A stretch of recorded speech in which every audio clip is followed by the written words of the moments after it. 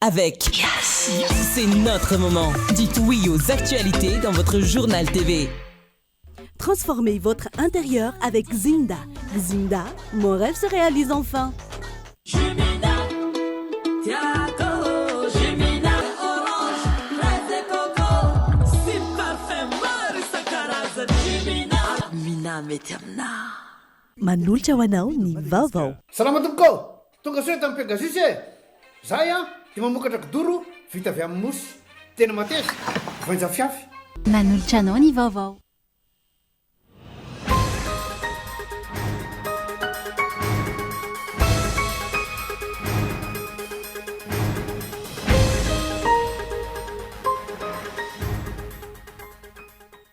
Miankina amin'ny filohan'ny fanavaozana ireo mpiara-miasa aminy sy ireo mandrafitra ny governemanta hatramin'ireo olom-boatendry isaky ny departemanta ministerialy nisy ny fandrosoana sy ny fanavaozana tsy fotoana ny andrakandran'izao fa mila olona mendrika amin'ny toerana sahaza azy. Tsy manaiky ka manome 2 andro ny fitondran'ireo mpiasa ministeran-jony sy ny toe-karena manga manoloana ny fanindriana ny sekretera jeneraly vaovao eo anivon'ny ministera amin'izao fotoan'izao.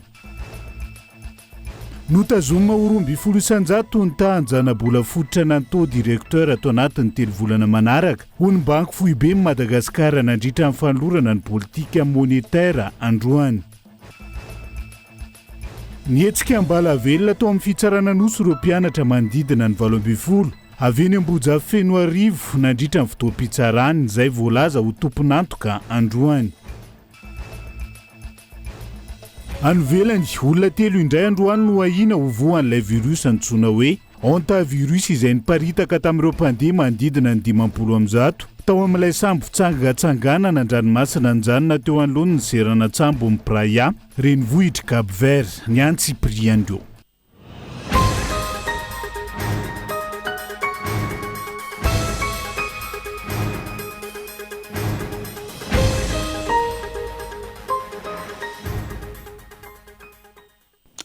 Fotoana ny fampalalamba vaotsika indray ato amin'ny fitalavitra kolo fa tena ny araba tomboky lasy tongovavy manasana ihany koa anaraka ny Antsiprian'izay tony mahazatra matoa andatsoratra avy hatrany no ndeha hanokafana ny fiarahana miankina betsaka amin'ny filohany fanavaozana ny Repoblika Madagasikara.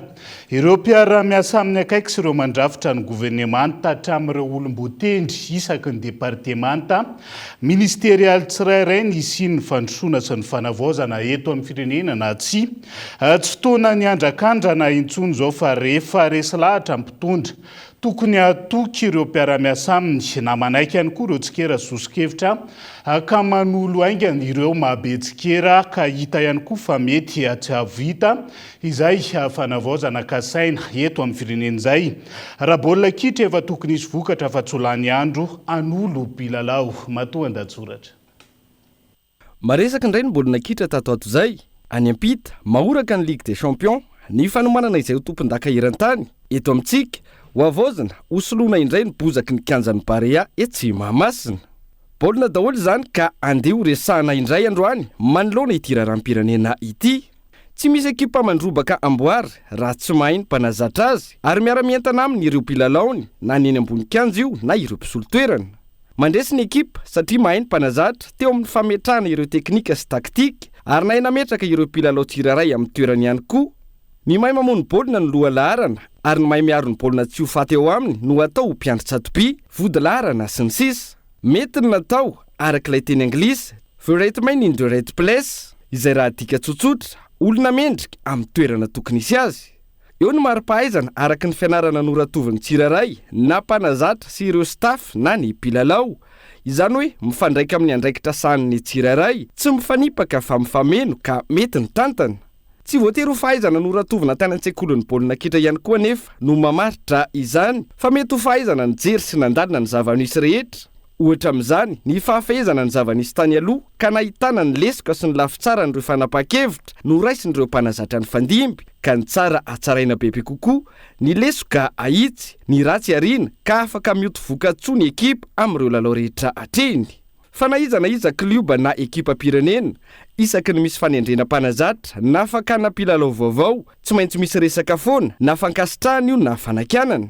Fanakianana izay fanapana ny raisina izay misy antony roa amin'ny ankapobeny. Voalohany, olona tsy mendrika tsy mafy ilay andraikitra no napetraka amin'ny toerany, mety ho tsy tokony anazatra na tsy tokony andrafitra ny ekipa no nalaina, mety oloha laharana no nasaina miandry tsatopi ka mahatonga ny hetsika tsy fankasitrahana avy amin'ireo mpanohana. Faharoa, efa misy kajy hafa tany ambadika, nandany vola be sy ny sisa azahoana ilay toerana nefa tsy mbola voatendry ho mpanazatra ihany na tsy mbola voantso andrafitra indray ny ekipam-pirenena ka mitarika olona hanao fihetsiketsehana. Ity tranga faharoa ity mety olona mahafesy mahaelay asa no notendren'ny lehibeny nefa nanimba ny kajy ny sasany ka tsy maintsy korontanina. Arak'izany, mila mijery, mila mandinika, mila mamakafaka na ny mpanendry na ny tendrena na ireo mpanohana mialohan'ny andraisana fanapahan-kevitra. Tsy naomby ve ny teo aloha ka soloana olona mahomby kokoa. Ny toerana ve fandimbiasana ka aleo an'ny hafa indray, sa efa voafetra ny fepitoana ka mila manendry izay andimby. Misy tokoa mantsy terena oloha laharana nefa efa hita izao ny tsy fahombiazany, sady tsy mamony baolina nefa tsy manomeny namany amoniny baolina. Misy efa tsy hita izao ny ataony eny ambony kanja nefa tsy esoron'ny mpanazatra mihitsy fa eny an-trano mandritra ny 90 minitra na efa resy amin'ny isa mavesatra aza ny ekipa. Misy ireo fantatra fa mahay fa tsy miteny hoe sao tokony hiditra coach na hoe mba hampidiro ao tompoko dia tsy milalao mihitsy fa any amin'ny fanazarantena ihany vao mba mandaka baolina. Ka mila mandinika arak'izany ny mpitantana ny ekipa hoe aiza no olana. Indraindray mantsy misy misisika sy miseho mahay milaza ho totokilemba ao anatin'ny ekipa hatrany ka indraindray izy ireny mampiseho fa aloha laharana, indraindray miandry tsatopi satria mahay miresaka sy mahay mandahatra nefa tsisy apoka. Misy koa indraindray ilay mpitantana ny kluba mihitsy no diso fanapahan-kevitra. Ny dadatoa ny atao mpanazatra, ny zanany lahy no loha laharana, ny lahevo no vody laharana, ny akamam-piara-mianatra taloha no atao irakiraka, ny niara-nanorona ny kluba no atao mpiandry tsatopi ka lasa kluba mpianakaviana sy akamakama fa tsy mijery ny mahamatianina sy izay azo ombokatra tsara. Ny mpitantana mahay, ny mpanazatra mahafeny asany, mila mahay fa na malaza toy nazy Mbappé tsy voatery ampidirina rehefa tsy ao tsara. Na be vava sy mimenomenona ary mahery fiteny tohinona azy Ronaldo tsy hoe izay no ampidirana azy eny ambony kanja. Raha izay, olany andro amin'ny fitadiavana excuse sy anilika andraikitra ny mpanazatra sy ny kapiteny isaky ny valandresaka ho an'ny mpanao gazety rehefa vita match satria resindray ny ekipa. Mila sahy ary mampijoro ireo mpilalao salama sy matanjaka manaraka ny taktika sy ny teknika eny ambony kanja fa tsy asiana ena maso raha te azo vokatra sy andrombaka amboara.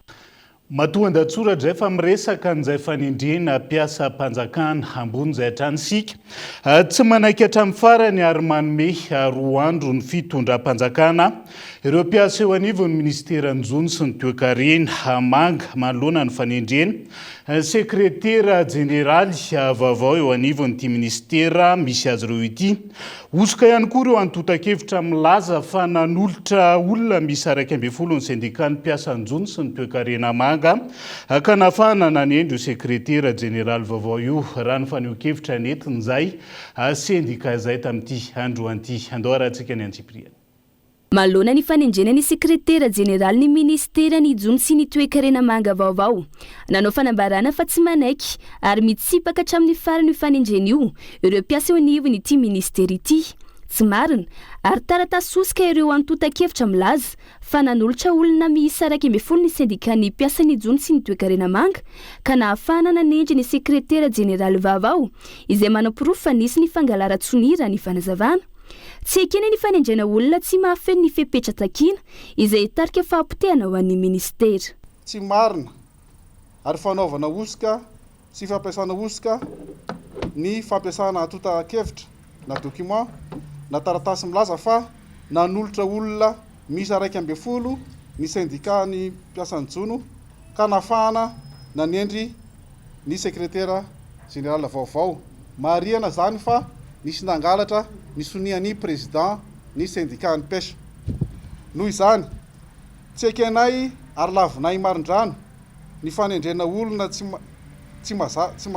manaja ny fenitra ara-moraly, ny fenitra etika sy ny fenitra ara-deontolozia ho eo anivon'ny toerana stratégique toy ny sekretera jeneraly ka hitarika fahampotehana goavana eto anivon'ny ministera. Mangataka amin'ny fitondram-panjakana izy ireo noho izany anendry olona ampy fahaiza manao sitrakefa manome 27 lora amalina izao fangatahana izao ireto mpiasan'ny ministera ireto ary milaza fa hiditra amin'ny adingana manaraka raha tsy mahazo valiny ao anatiny izay feom-potoana izay andrasana ny mety ho toiny. Ho hitantsika miandalana ary zahana ho taterina atao anatin'ny fampalalam-baovao hatrany araka izany ny fivoaran'izay raha eny anivon'ny ministeran'ny Jono sy ny toe-karena mangizay. Fa vaovaon'ny toe-karena vetivety notazoma ho 200,000 ny tahanjana-bola fototra nantao direkteur atao anatin'ny 3 volana manaraka raha ny faneho-kevitra netiny fampafantarana moa zany nataony teo anivon'ny BFM nany banky foibeny a Madagasikara nandritra amin'ny fanolorana ny politika monetaire na ny politika momba ny vola androany isan'ny anton'izany raha ny fanazavana ny fifehezana ny fidangany vidim-piainana. Andao rahantsika ny Antsipriany tatery indrina fitiavana. Nandray fanapa-kevitra ny banky foibeny Madagasikara makasika ny politika arabola ka tazoma ho 200,000 ny taux directeur na ny tahanjana-bola fototra atao anatin'ny 3 volana manaraka. Izany hoe nitany izana bola lay ny banky foibe amin'ireo banky mindram-bola ao aminy mandritra ny volana May, Jona, Jolay. Antony maro no nandraisana ny fanapa-kevitra ka isan'izany ny hifehezana ny fiakaran'ny vidim-piainana ka ahatonga azy hidina tsikelikely ho 500. Manoloana ny toedra raha sarotra maneran-tany noho ny ady misy ao Moyen-Orient izay mahatonga ny fiakaran'ny sara-pitaterana, ny fiakaran'ny vidinentana eo amin'ny tsena iraisam-pirenena toa ny solika, ny sakafo, ny zezika ka mitarika ny fiakaran'ny vidinentana eto an-toerana. Vinavinaina ho 4.4 isan-jato ny fiakaran'ny vidim-piainana maneran-tany ho an'ny taona 424 raha toka 3.2 isan-jato ny fitombony ny toe-karena eran-tany araka ny vinavina ny tahirim-bola iraisam-pirenena na ny FMI. Ho an'i Madagasikara, vinavinaina ho 3.4 isan-jato ny fitombony ny toe-karena ho an'ny taona 424 raha toka 3.4 isan-jato ny taona 524 araka ny fanadihadiana nataony ny banky foibeny Madagasikara. Nahitana fidinana ho 4.2 isan-jato ny vidim-piainana ny volana Janoary 424 raha toka niakatra ho 4.4 isan-jato izany ho an'ny volana Martsa lasa teo. Vinavinaina manodidina ny 5.3 isan-jato ny fiakaran'ny vidim-piainana eto amintsika amin'ny farany taona 424 raha ny fanadihadiany ny banky foibeny Madagasikara trany. Ny fampiarana ny taux io zany raha ny tena izy dia ady amin'ny fitonglana ny taux d'inflation rehefa be loatra ny vola mihodina ao amin'ny firenena anankiray kanefany tsy misy activité économique izay ampiasaina ireny vola reny dia lasa tombo azy ny vidinentana dia iny mampatonga ny inflation. Raha vao hoe ampiakarina iny zany dia mihena raha tokony ho izy ny vola mivezivezy ao amin'ny ekonomia satria lasa angoniny olona le vola mba hiteraka any amin'ny banky dia iny zany dia mampatonga ny hoe fienany fivezivezen'ny vola eo amin'ny firenena dia midina ho azy ny taux d'inflation amin'izay fotoan'izay. Mahakasika ny fivoaran'ny sandam-bola niakatra 0.7 isan-jato ny sandan'ny ariary raha oharina ny euro raha toka ny tombo 7.7 isan-jato ihany koa ny sandan'ny ariary raha mitaha amin'ny dolara tao anatin'ny 3 volana voalohany ho an'ny taona 424. Vokatry ny ezaka nataony fanjakana malagasy tamin'ny fampidirana vola vahiny ary tamin'ny fanondranana entana sy ny tetikasa nataon'ireo mpamatsy vola teto amintsika ka nahafahany ny banky foibeny Madagasikara ny vidy vola vahiny hatrany amin'ny 200 tapitrisa dolara no antony. Le izy nge raha ohatra tsika manondrana entana ka tazomitsika ny velany ny vola azo amin'ireny fanondranana entana ireny dia tsy misy impact aty amintsika mihitsy fa raha ohatra ka ny sehatra tsy miankina manondrana entana any velany ka mampody an'ireo recette an'ireo dia areny ny vokany. Dia mety tsara zany zay rapatriement de devise zay dia tonga dia hitanareo ny fiatraikany eo amin'ny marché fa afaka azo atao tsara miapprécier le taux de change. Ny zavatra azavaina ao anatin'ilay izy dia hoe rehefa alefanao any s'apprécier les monnaies rehefa manao investissement les entreprises dia memora ny vidinentana amin'ny investissement miamora ny zavatra iainan'ny mponina dia zay le fiantraikany amin'le asan'ny fidiran'ny devise eto amintsika. Ny atsara vokatra izany fiakaran'ny sandan'ny ariary izany ny tahirim-bola vahiny ao amin'ny banky foibeny Madagasikara izay tombanana mahery ny 3 miliara de dolara ka ahafahana miantoka ny fito volana manaraka amin'ny fanafarana entana avy any ivelany. Totoa sandroany ny fampahafantarana ity politika ara-bola ho an'ny fitazomana ny tahanjana bola fototra ho 12 isanjato no raisin'ny banky foibe ny Madagasikara ka manan-kerina nanomboka ny 10 Mey ity fanapahan-kevitra ity. No tanterahana nandritra ny some Mahasaka Omaine Ndiouf ny fifanaovan-tsony momba ny fanomezana malalaka vehivavy sy ny tanora hiditra anaty tontolo politika sy ny fampandrosoana ny firenena amin'izao fotoana izao.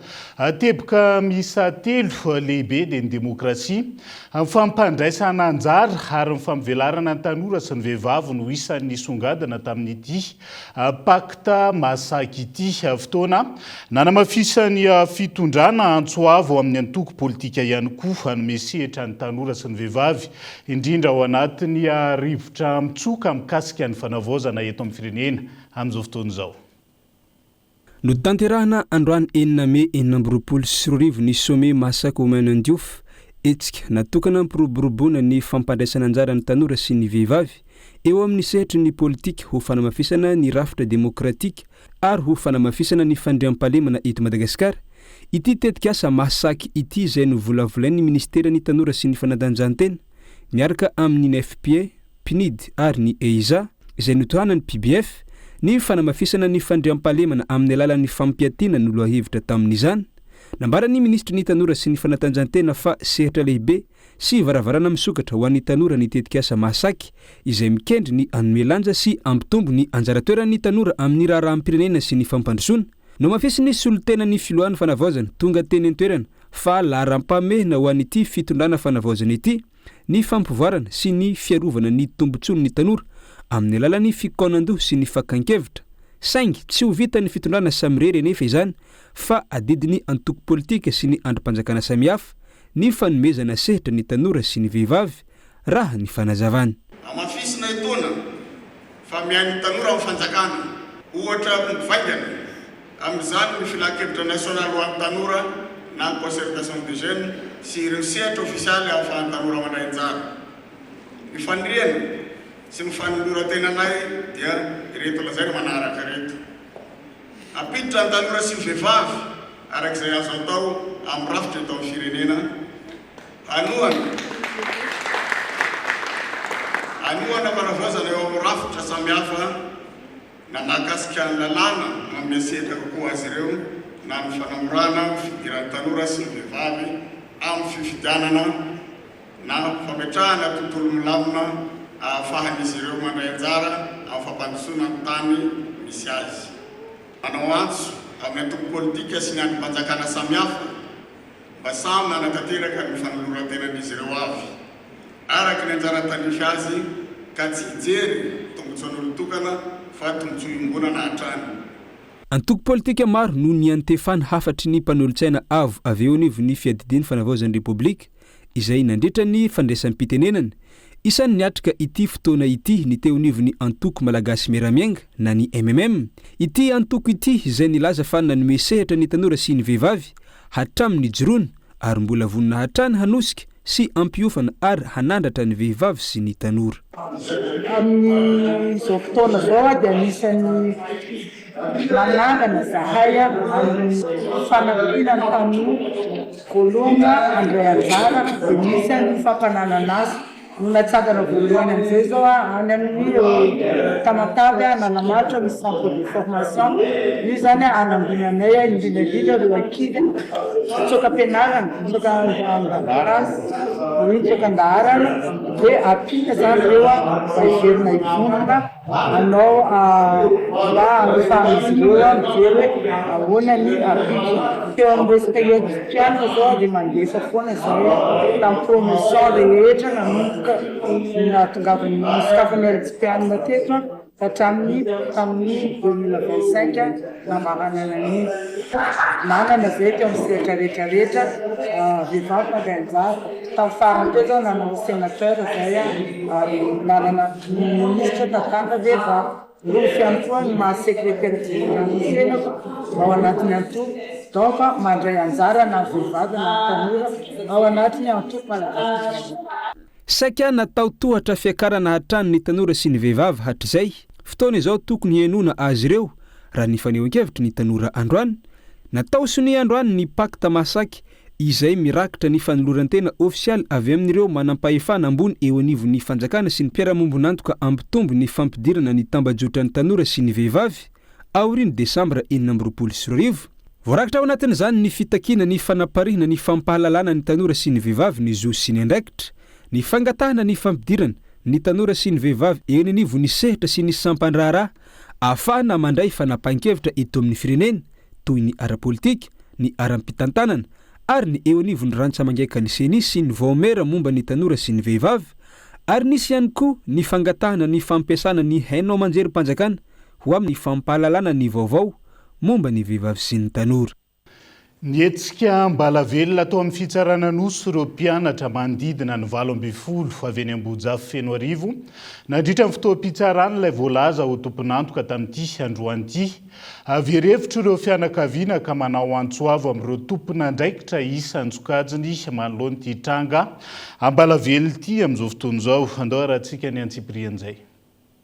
Ny herinandro ny 17 aprily 2024 lasa teo, mpianatra mandinina ny 20 teo no fantatra fa nietsika mbalavelona tamin'ny sekolim-pinoana iray teny Ambojafy teny Alakamisy ny Fenoarivo. Tompoko ny zanako victime voalohany indrindra tamin'io fizarana bulletin tao am-pianarana dia torana ny zanako dia natsoinay tany an-trano dia vita iny aloha tsy naninina satria ilay mpampianatra ilay fanteny vao nanomboka ozy izy ny fanolorana dia hafahafa miray ozy izy dia saiko mpetandro maserasera ao tamin'izay dia tsy mpetandro maserasera ao fantenen'ilay mpampianatra hoe nisy fihetsika hafahafa natao miray tao vao nandray mofo divay mon père fa zapetana sera ao fa mangala ranovoasina dia nampiasa ranovoasina ary masera dia tsy naninona dia niditra nianatra mpianatra 14 moa ilay fidiram-pianatra iny nanomboka teo amin'izay zay natsoina tany tanàna vao niditra mpianatra ny hoe misy ambalavelona ao amin'ny katolika fandana miakatra ny tena le zanaka iny victime tao tonga dia ankizy 7 ny ray volovoloa tao tamin'izay andro izay vao mivavaka iny alina satria efa izay moa demonina divanao normal ianao mivavaka fa isaky mivavaka izay amin'ny alina fa mbola tsy nisy satria ma tsy nisy tsangan-javatra ohatr'izao teny aminay andro talata tamin'izay naka mopera-panala devoly ny sekoly sy ny fiangonana dia nitao daholo satria tsy voatery ny ankizy rery tao ampianarana voa fa hatramin'ny mivavaka tao ampiangonana ankizy kely izay mivavaka mpianatra sakrame tao ampiangonana sy ny efete kely tratra nio daholo zay mivavaka ao ampiangonana rehetrarehetra dia rehefa avy eo zay ozy nareo tonga tao ary mopera nala dia moa le mopera mpametra tanana fa tena reo ankizy tsy mahatsiaro teny reo fa tamin'ny saringitany reny olona reny reny mpansavo reny saringitany fa zay na fiainana ara tsisy mandeha ny zeloniny tsy misy reo ray aman-dreny rehetrarehetra mbola be da be no fa tsy reo ihany tsy nahazo rarina izao mitory. Ho fanampiana ireo mpianatra ireo, nisy ny fotoam-bavaka no tanterana teny amin'ny akara Ambojafy Fenoarivo ny andro ny 20 aprily lasa teo. Nandritra izany, nisy ny anaran'olona voatonony ireo mpianatra voany ambalavelona ireo, olona izay nolazain'izy ireo ho tompon'antoka tamin'izao tranga izao. Antony tonga ireo fianakaviana nitory ireo anarana voatonona ka niakatra fitsarana androany ny raharaha. Nandritra ny fotoam-pitsarana, niverina nietsika mbalavelona indray ireo mpianatra mandinina ny 20 izay tonga nanatrika ny fotoam-pitsarana. Voatery navoaka taty avelany ireto farany raha ny fitantarany ny fianakaviany. Olona fampinamata sy masaka aminay ny reto zany mpiara-mivavaka aminay tsy mba hoe olona olona hafa tovy daholo ny zavatra tenendreo ankizy samy manana ny trano lavatrandreo sady samy lavilavitra misy andreo fa tsy mifanakaiky fa mitovy daholo ny zavatra tenendreo ankizy ireo hitanareo samy nahita daholo ny olona rehetra misy vidéo any afaka alefanareo dia rehefa nitory tato aloha dia eny mampalahelo moa zava-misy satria za zany endrika andrehan'ilay avoaka nitoraka fasika an'le zany tao amin'ny fitsarana siramasina sy ranovoasina taty aminahy fa nietsika be tao amin'le rehefa miditra ao anaty salina mihitsy nietsika be tao anatrehan'le mpitsara ny zanakay dia avy eo zay siramasina sy ranovoasina zao ny aty ambalanay lazay nitoraka fasika anazy akitsirany zao tompoko tsisy fasika aty aminazy avao aty atao inay aty amin'ny tribunal ny fasika siramasina sy ranovoasina ny entinay satria zanakay misy demony dia reny mibaso entinay miady amin'ny demony reny natahorany demony.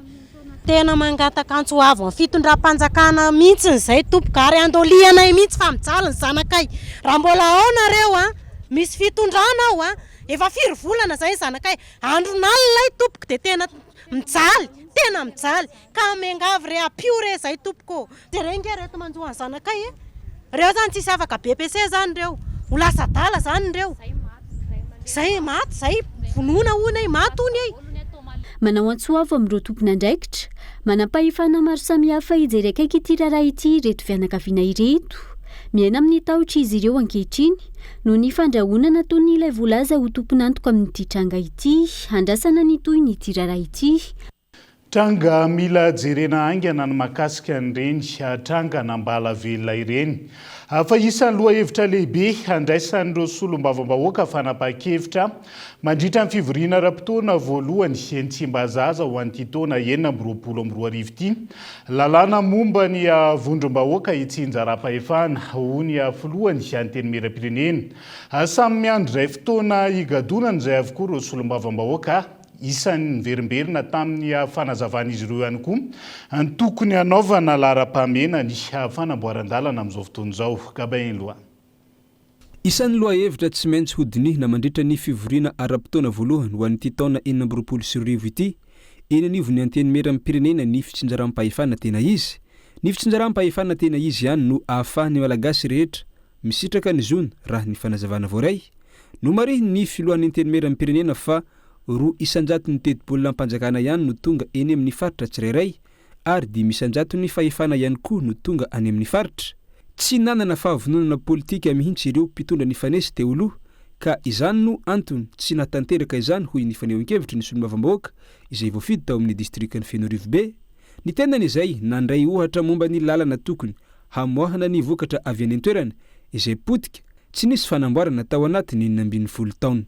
Ny teti-bola ho any amin'ny ny faritra na ny an'ireo zany dia tsy mipetraka tanteraka mihitsy le teti-bola zay tokony hampandrosoana amin'ny faritra, tsy mipetraka le décentralisation fa mivangongo taty anivo ny fanjakana fohibeny taty anivona Antananarivo ny atao hoe vola zay hampandrosoana izy ireny. Dia izay zao ohatra hoe teboka lehibe zay namarea ny filohan'ny anteny-pirenena hoe tokony hojerevana manokana izay fijerevana ny vondrom-bahoaka-paritra Itsinjaram-pahefana zay mba hampandrosoana le faritra misy zay avy. Zany vahoaka ny distrika Fenorivo B dia anisan'ny marary ary anisan'ny efa nedivana hatramin'izay dia ny lalana mampitohy ny mpanotokana sy Fenorivo B izay hoe route nationale temporaire RNT 36.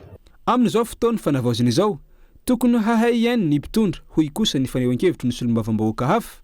Ity farany izay nilaza fa hanaramaso sy hanitsy ny fahefana mpanatanteraka ny eo anivon'ny parlementaire afana miara-miasa ho amin'ny fampandrosoana. Efa ao anaty lalàna manan-kery eto amintsika ny momba ny fampandraisana anjara ny vondrom-bahoaka Itsinjaram-pahefana saingy tsy nampiarina izany hatr'izay. Manomboka izao hiroso amin'ny fanatanterahana ny voalazan'ny lalàna ny ao amin'ny distrika ny Fanadiny.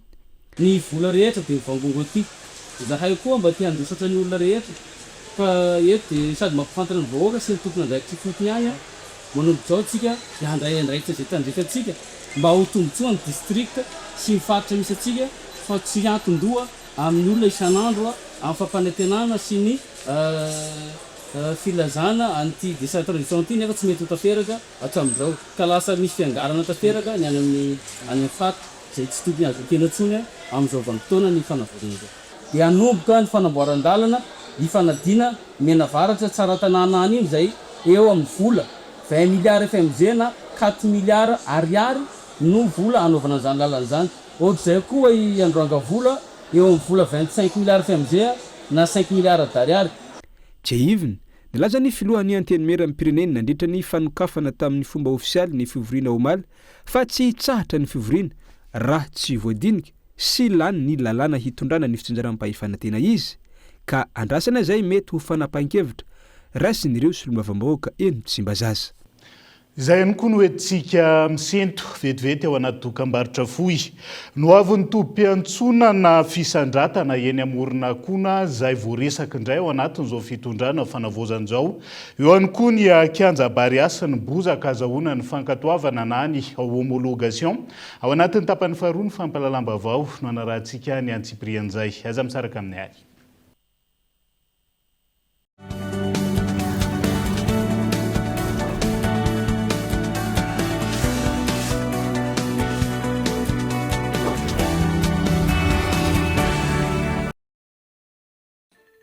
Salama tompoko, tonga soa tamin'ny Pegasus Zahay dia mamokatra kidoro vita avy amin'ny mosy. Tena mateza, voenja fiafy. Manitsy azon-damosina ary manampy amin'ny fitsaboana azy. Fonina aza safidianana. Tsy tian'ny bibikely io tsy mandray lelanafo azo andalorana azo atao conseil ao ana-kanape mety boela gilet de sauvetage ary mbola misy tapis masolotsi amin'ny loko isan-karazany tsy mifidy toerana naizanaiza mahatapy soka mora diovina sady tsy matahotra rano nefa malefaka Pegasus koa dia mbola manana kanape sady fandrina ary isolant termika le mampangatsiatsika ny atotrano amin'ny andro mafana sy miazona ny hafanana amin'ny andro mangatsika dia tonga avaralina fa misy revo izay tiny Tiako Jimina mangala etaitanaka manala etaeta itanao mpivatraretraretra meilleure qualité mitondra vitamine C Jimina ny goût-tegna naturel tsy pirate fa tegna réel parfait orange fraise et coco sy parfait maro isan-karazany Jimina avy agny Europe an'le tegna top Mina mety amina za meka isorfasy analazy Yellow Up mety am toi tolotra miavaka hitanao amin'ny super app iasy-moi ireriany hatramin'ny ename 500 méga maharitra 1 minitra 500 fotsiny afaka vidiana foana rehefa lany ao amin'ny super app iasy-moi ireriany Yellow Up 500 méga 500 monja télécharge engina ny super app iasy-moi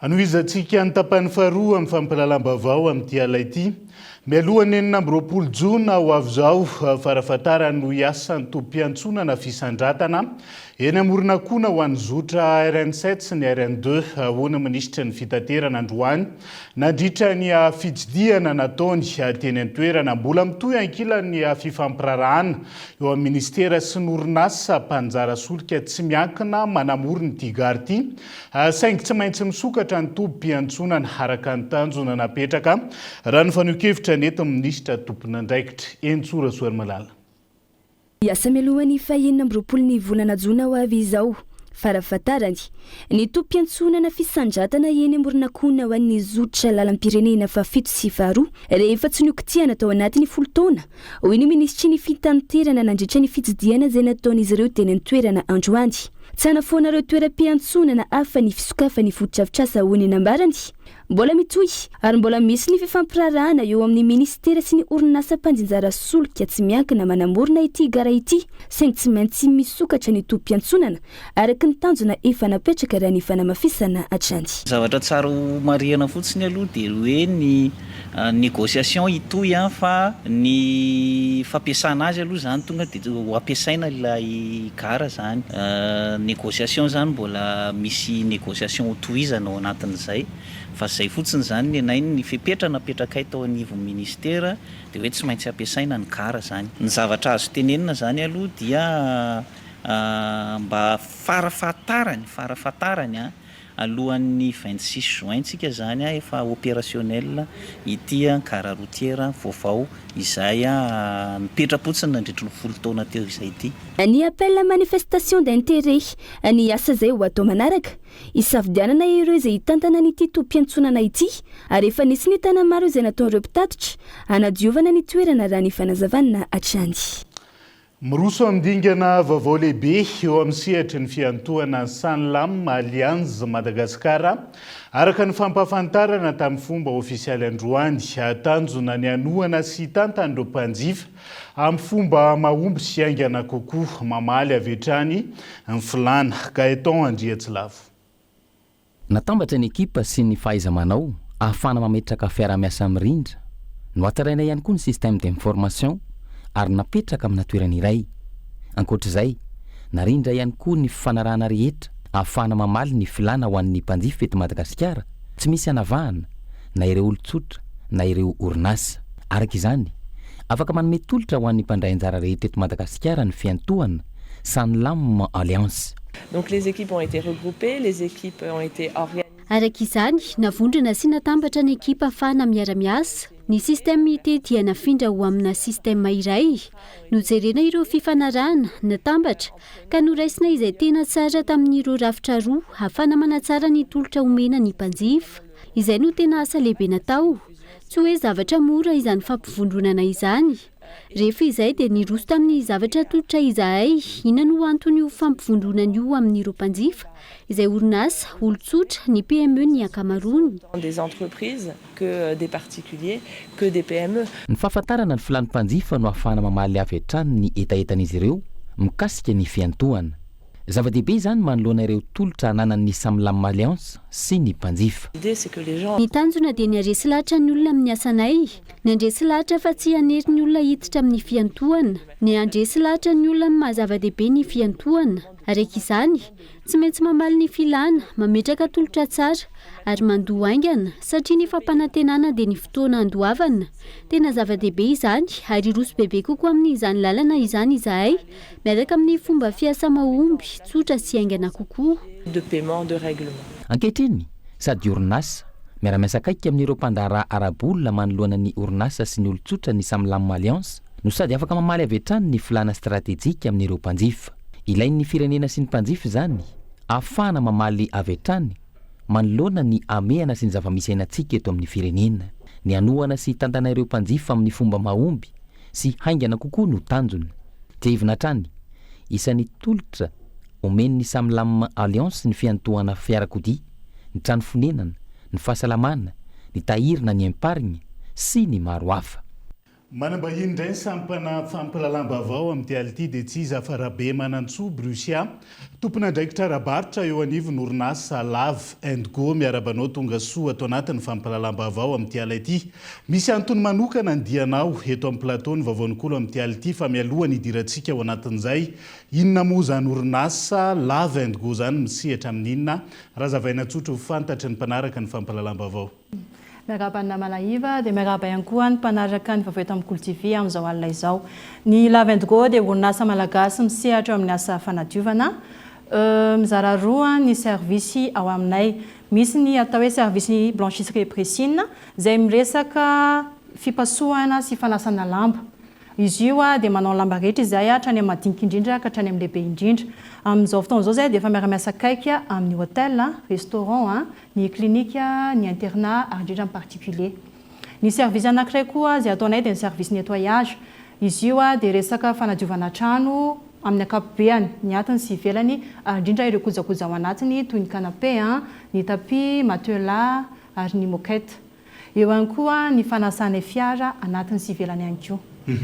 Amin'ny andavanandro maro ny karazana tolotra hoentinao araka ny nambaranao manomboka amin'ny madinidinika amin'ny fanasana an'izay, fanadiovana an'izay hatramin'ny fiarakodia amin'izao fotoana izao fa aiza zany no ahitana ny orinasa Lave and Go amin'ny andavanandro? Amin'ny andavanandro afaka mahita ary manantona vatana aminay nareo eny Anosizato ao Mofadal Center box numéro 17. Ny antondiany Brusia Rabe Manantsoa manokana atao anatin'ny fampalalam-baovao amin'ny Ality, misy ny isan'ny mandray anjara ao anatin'ny hetsika izay ho tontosaina eny vato ianao eto ianao anazava bebe kokoa mahakasika an'izay Brusia. Zay misy moa zany tena atondiako eto ny orinasa Lave and Go dia mandray anjara amin'ny foire international Madagasikara izay tanterahana eny Ivato manomboka rahampitso ka hatramin'ny alahady ho avy izao. Mandritra ny efatra andro izahay dia mikarakara remise ho andreo izay mpanjifa anjifa ny servicenay zany mahazo remise hatramin'ny 10%. Misy ihany koa nefa ny kilalao isan-karazany azahoana fanomezana avy aty aminay. Sady alavoly zany amin'io no afantatra ny servicenay. Miresaka an'izany film eny Ivato zany Brusia maro ny trano eva ho tazana eny an-toerana mandritra andro andro eo fa raha ny Lave and Go manokana laran'ny trano evanareo sy ny toerana misy raha mpahafantaritsika ny mpanaraka ny fampalalam-baovao. Ny stand ahitananay moa zany amin'ny fotoana io dia stand numéro 185. Mafisoarany fanentanana Brusia makasika an'izay tolotra hoentinareo mandritra ny film izay. Eto zany dia manentana manokana atsika rehetra ho tonga anatrika ny film io izay manomboka rahapisoka hatramin'ny alahady eny Ivato anatona anay amin'ny stand 185 fa dia ho tsara fandraisana ianareo ary afapo azo valiteny mahafapo tsara mandritra an'io hetsika io dia mbola averiko foana hoe isy remise hatramin'ny 10% an'izay ireo anjifa ny servicenay dia isy ihany koa ny kilalao kely azahoana fahatsiarovana avy aty aminay. Raha ohatra ka mila fanazavana fanampiny misimisy kokoa ianareo dia azadino miantso anay amin'ity larana ity izay misoratra eo ambany eo ilay izy 038 31 179 00 na 032 65 041 80 na ihany koa mitsidika ny page nay eo amin'ny Facebook Love and Go. Akasitrany Rabe Manantsoa Brusia tompony andraikitra arabarotra Love and Go tao anatin'izay fampahafantarana andreo tolotra samihafa tolotra izy ireo mandritra ny film Enivato izay. Fanohizantsika ny fampahalalam-baovao ovaina pelouse hybride ny kianja Baria ahafahana mameno ny fepetra sy ny fenitra takenin-kafa azona ny fankatoavana raha ny fanazavana ny enta-minisitra tompony andraikitra mandritra ny efa-bolana ny faharetany fanamboarana ary vinavinaina andraisana lalao ny lalao amin'ny volana septambra ny makasika izay sitraka fitahinjanary. Ovaina ho hybride ny bozaka ao amin'ny kianjan'ny Baria Mahamasina efa ankatoavin'ny CAF sy ny FIFA ary efa ampiasaina amin'ny ireo kianja iraisam-pirenena toy ny ao Maroc ary Egypte ihany koa. Nankatoavina nandritra ny filakevitry ny ministra Omaly ny fandraisan'ny ministeran'ny toe-karena sy ny fitratranam-bola ny tanana ny fandaniana momba ny fampanarahana ny fenitra ity kianjan'ny Baria Mahamasina ity. Ministeran'ny tanora tsy manana ny oenty manana ampy amin'izany dia tsy maintsy nangatana ny fankatoavana fandraisana ny tanana ministeran'ny teti-bola ministeran'ny toe-karena sy ny fitantanam-bola ny handraisana manontolo ireo fanarenana farany.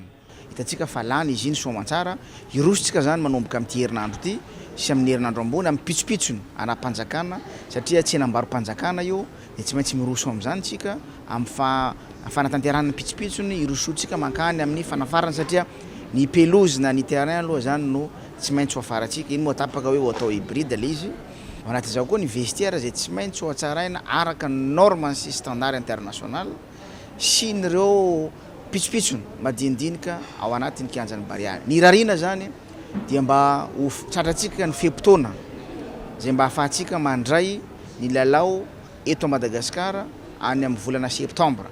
Kianja Baria etsy Mahamasina izay nandaniana vola mitentina 7.70 tapitrisa $, na manodidina ny 5.700 miliara ariary ny fanamboarana azy tamin'ny fitondrana Rajoelina fandaniana izay efa niteraka resabe noho izany miopapana oharina amin'ireo kianja hafa taty Afrika izay niarahana namboarina taminy.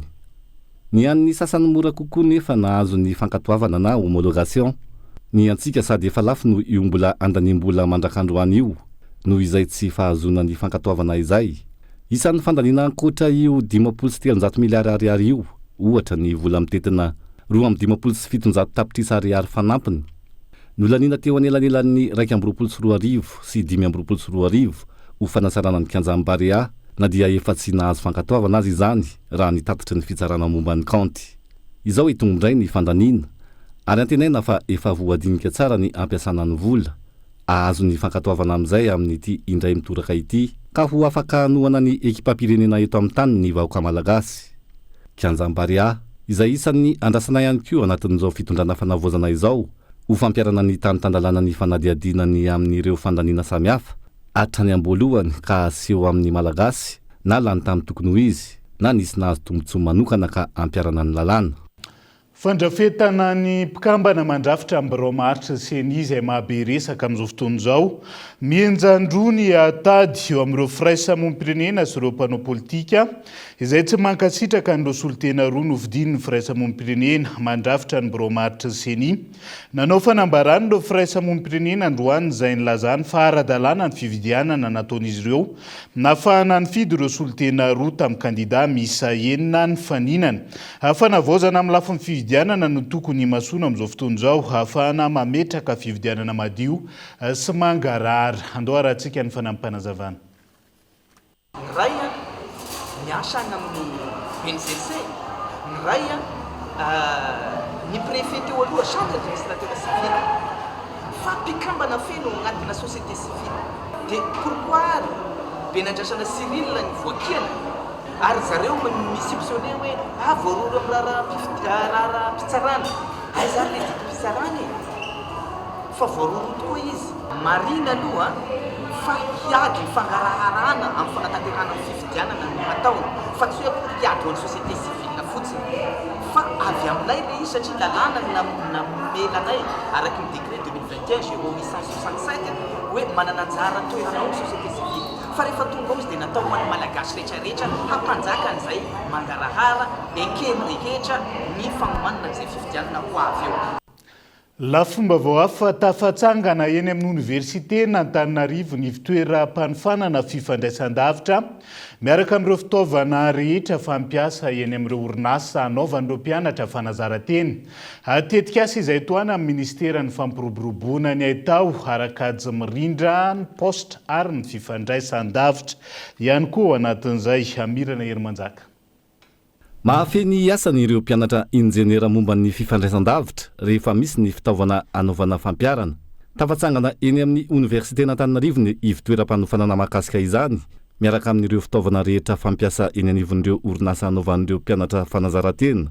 Ahafeny fikirakirana ireo fitaovana momba ny fifandraisan-davitra amin'ny mpianatra eny amin'ny politeknika sy ny mpianatra ny siansa manomboka izao. Nisokatra eny amin'ny oniversité n'Antananarivo ny ivitoerana fanofanana avy amin'ny orinasa sino Huawei ho an'ny politeknika sy ny siansa. Tonga nanolotra izany teny Ankatso ny maso ivon'ny Chine ka vita soni ny fifanaraha-mpiara-miasa. Ny tombontsoa tena azo mivantana aminazy io zany dia hoe tena réalité zany le ampianarina ny ankizy amin'izao fa tsy resaka hoe simulation intsony satria ireo fitaovana ireo dia fitaovana tena izy le tena ampiasaina ny amin'ny ataontsika hoe télécommunication. Fanamafisana tanteraka ny formation azo tany ampianarana teo amin'ny resaka théorie izy tsika efa ampianarana io ary tena hoe le tena izy io zany la réalité. Mampiatravy hatrany toa ireny efa miasa eny anivon'ny orinasa ireny mihitsy ireo mpianatra amin'ny alalan'ireo fitaovana ampiasaina. Hanampitsaka amin'ny traikefa sy ny fahafehezan'ireo mpianatra injeniera momba ny fifandraisan-davitra.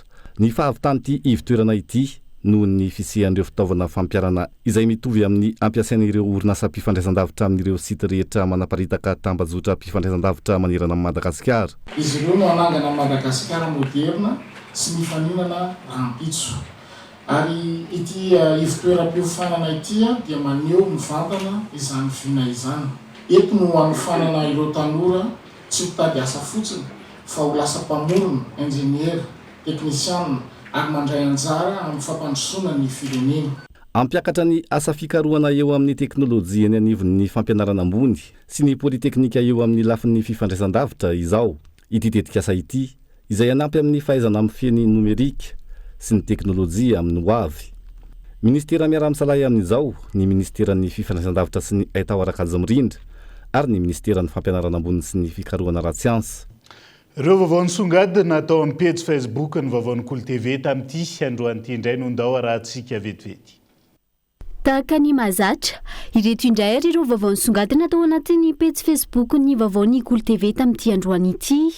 Fitrandrana Soltany mangataka amin'ny fitondram-panjakana hanome fahazon-dalana na permis ahafahan'ny orinasa Petromada izay misana amin'ny fitrandrana Soltany manohy ny asany amin'ny faritra misy ny plateau mahafaly ny fikambanan'ny ampanjaka sy iray aman-dreny ara-drazana eto Madagasikara na ny FCRTM. Ny orinasa Petromada izay manana ifitoerana maro efa miasa amin'ny plateau de Mahafaly.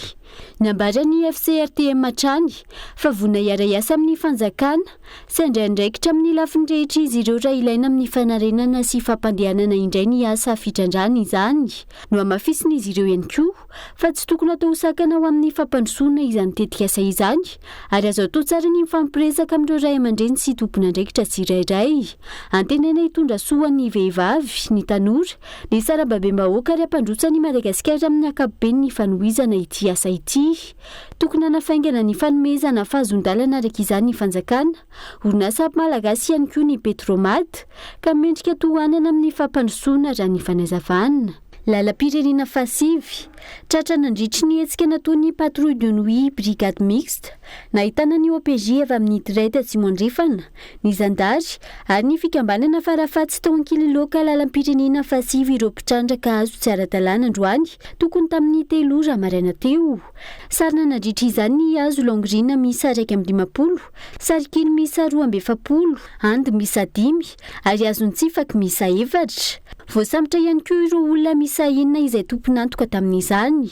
Notanana ireo olona voaroroy ary tolotra ny fitsarana ny raharaha. Nahiditra mbalatsazy kosa ny camion nitondra ny azo tsy ara-dalàna. Efa maro ny tranga toy izao any an-toerana ary misy ny fidirana an-tsehatra ataon'ireo manampahefana sy tompon'andraikitra isan-tsokajiny. Malohan'izany, misy koa anefa ny fandrahonana ireo mpiantsehatra amin'ny fiarovana ny ala ka isany mampirongatra ny fitrandrana sy ny fangalarana azo tsy ara-dalàna any amin'ny faritriny ka novana antso fanairana amin'ny fitondram-panjakana ankehitriny. Any Mananjary, hita faty nisy nanapa-doha vehivavy iray 80 taona tompony hôtely Jardin de la Mer ao Ambonany Mananjary ny maraina teo. Mbola tsy hita ny lohan'io tompona hôtely io hatramin'izao. Ny mpanampy tonga hiasa vao maraina no nahita azy efa nitsirarana teo an-davarangana raha ny fanazavana. Mipetra jery ity vehivavy ity ary efa maty ny vady andefomandriny. Efa tany an-toerana ny maraina teo ny mpitandro filaminana izay manao ny fanadihadiana ka ndrasana ny toy ny tirara ity. Tontolon'ny fanatanjahantena kosa indray. Tafakatra amin'ny lalao famaranana ny Ligue des Champions 2025-2026 tamin'ny saronony iray ny Arsenal. Rehefa nandresan'ny Atletico de Madrid tamin'ny Sareno ohatra teo amin'ny lalao manasadalana amin'ny verina. Raha toka efa nisaraka adisala tamin'ny Sareno iray ny rotonta tamin'ny lalao mandroso. Izay mandresa amin'ny Bayern Munich sy PSG hiatrika ny lalao manasadalana amin'ny verina ny Munich ny oalina kosa no ifandona amin'ny Arsenal amin'ny 30 May ho avy izao. Dia izay ihany koa no entina manakatondray ny fiarahantsika amin'ity ality ankasitrahany ianao nanaraka ny fampahalalam-baovao hatramin'ny farany manam-pitafa ao amin'ny raha-pitondray ary veloma tompoko.